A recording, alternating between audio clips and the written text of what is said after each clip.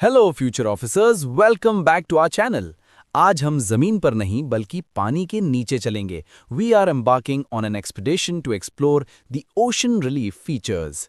Yes Ravi, और ये topic prelims 2026 के लिए सुपर क्रिटिकल है क्योंकि इंडिया का फोकस अभी ब्लू इकोनॉमी और डीप सी रिसोर्सेज पर है।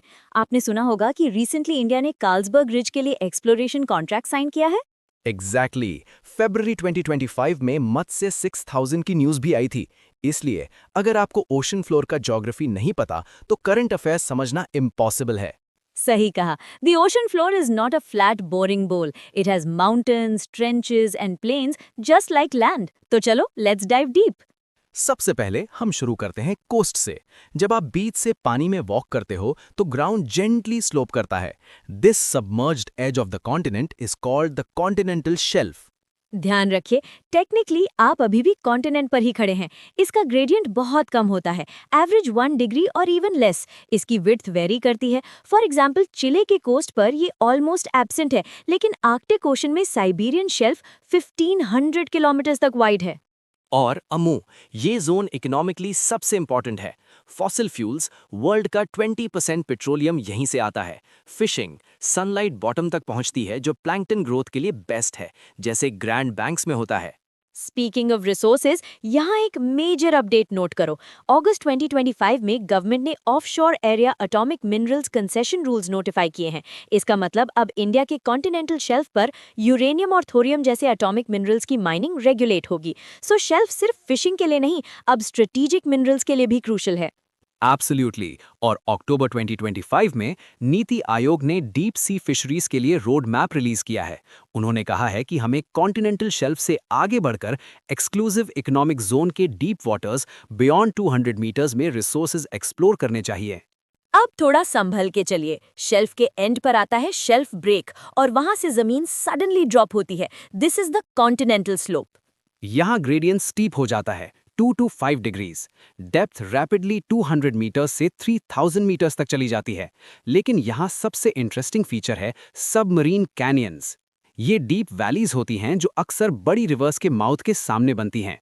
जैसे ग्रैंड कैनियन जमीन पर है, वैसे ही पानी के नीचे हडसन कैनियन है। और रवि, यहाँ एक करंट अफेयर लिंक बनता है regarding the Indus canyon.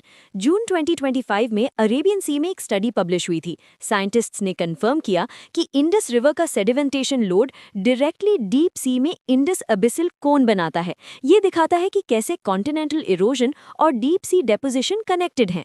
Slope के बॉटम पर डिसेंट थोड़ा स्लो हो जाता है। इसे हम कॉन्टिनेंटल राइज कहते हैं।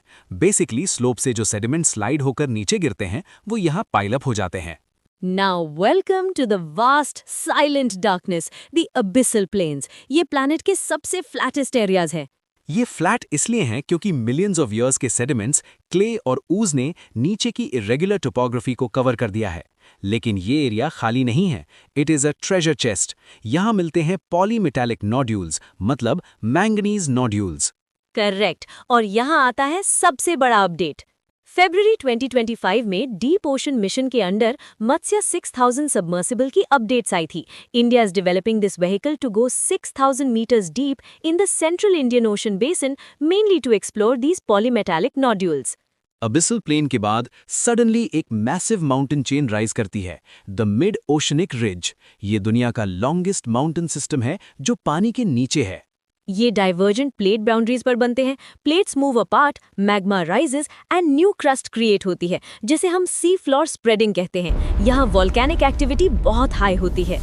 अक्टूबर 2025 इंडिया ने इंटरनेशनल सीबेड अथॉरिटी के साथ एक 15 ईयर का कॉन्ट्रैक्ट साइन किया है to explore polymetallic sulphides in the Carlsberg ridge. दिसंबर 2024 इंडियन ओशनोग्राफर्स ने एक्टिव हाइड्रोथर्मल वेंट्स की इमेजेस कैप्चर की थी इंडियन ओशन में।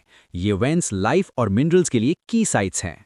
इवन नवंबर 2025 में एक्सियल सी माउंट, जो एक रिज वॉल्केनो है, पर एक्टिविटी रिपोर्ट हुई थी, जो क्रस्ट फॉर्मेशन स्टडी करने के लिए एक नेचुरल लैब है। Phew, from the shallow shelf to the fiery ridges, what a journey. Amu, before we wrap up, 2026 prelims के लिए एक prediction question हो जाए? Definitely. Listen carefully, aspirants. Mock question. With reference to ocean relief and recent developments, consider the following statements. Submarine canyons are exclusively formed by glacial erosion. The Carlsberg Ridge in the Indian Ocean is a divergent boundary associated with polymetallic sulfides. Continental shelves are the primary site for polymetallic nodules. Which of the statements given above is correct? Statement 1 गलत है. They are also formed by turbidity currents from rivers Indus और Hudson. Statement 2 सही है. Carlsberg ridge divergent है और India ने वहां sulphides के लिए कॉन्ट्रैक्ट साइन किया है. स्टेटमेंट 3 गलत है. नोड्यूल्स अबिसल प्लेन्स में मतलब डीप सी में मिलते हैं, शेल्फ पर नहीं. So the answer is 2 only. Perfect guys, अगर आपको ये स्टैटिक प्लस करंट का इंटीग्रेशन हेल्पफुल लगा तो लाइक और सब्सक्राइब जरूर करें. We will see you in the next session on ocean currents and El Nino. Till then, keep revising.